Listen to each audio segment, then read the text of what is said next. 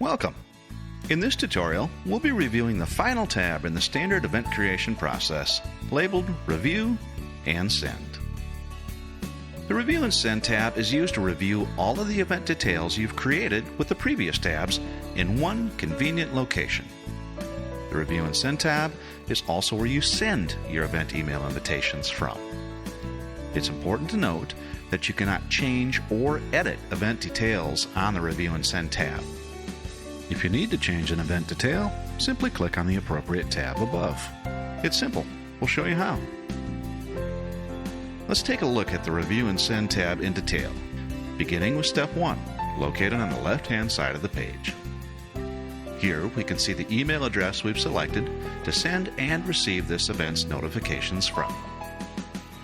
The event title, displayed here, appears on every email that you and your guests receive regarding this event. The title is also displayed on each of the event pages throughout the scheduling process to both you and your invitees. Please make sure you've entered it in titled case and that it doesn't contain any embarrassing typos. To make a change to your event title, just click on the Event Info tab, located here. Here you can make any necessary changes to your email account used, the event title, or the host comments. When done, click the Review and Send tab and return to the Review and Send page. If you've included an address for the event you're scheduling, it will be listed here. Please review it for accuracy. Your host comments are reviewed here. The green label below the host comments section displays whether the event is a private event. In this case, this is not a private event, so all of the invitees can see who else has been invited, what their availability is, and will also see any comments that other guests have posted. The private event setting can be changed by returning to the Event Settings page by clicking on the Event Settings tab, then checking the Create Private Event checkbox located here. When we return to the Review and Send tab, we can see the label has been updated to This is a private event. Now your guests will not see who's been invited, or their availability, or any comments that any other guests have posted. The invitees must respond by area is the RSVP time that you've entered on the Event Settings tab. Click the green Enter RSVP Date and Time button, make the appropriate change to your date or time, click Done, and return to the View and Send page. Step 2 is where you review each of the suggested times you've created on the Suggested Times tab. You can see the total amount of suggested times you've created located here. Yellow arrows only appear here when you've created more than 4 suggested times for your event.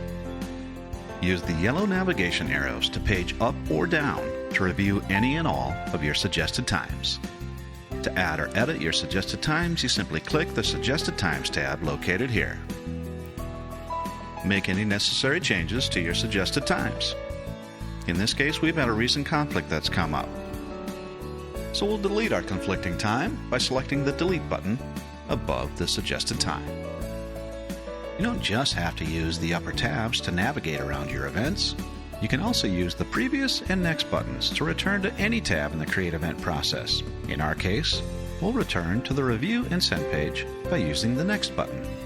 You'll notice we've lost the yellow navigation arrows because now we only have a total of 4 suggested times. Step 3 is where you'll review your invitees.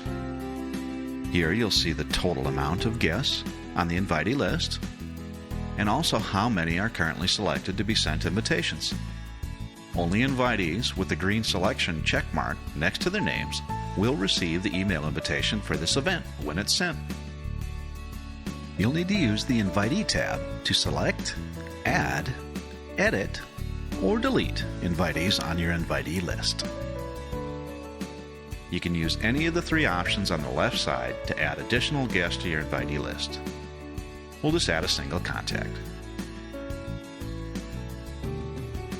To stop an invitee from receiving an invitation, you can either deselect the invitee by checking the selection box next to their name,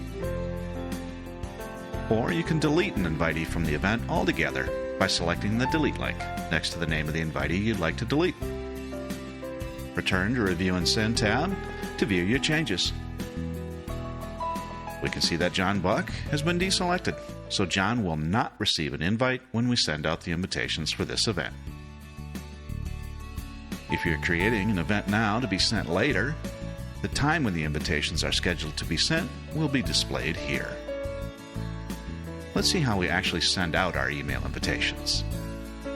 We'll start with the Create Now, Send Later event, since it's already set up and right here in front of us. Auto-send events must be confirmed through the following confirmation process before they will actually be sent.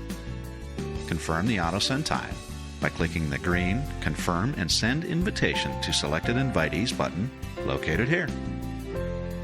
You'll be presented a final confirmation dialog box with a few simple choices.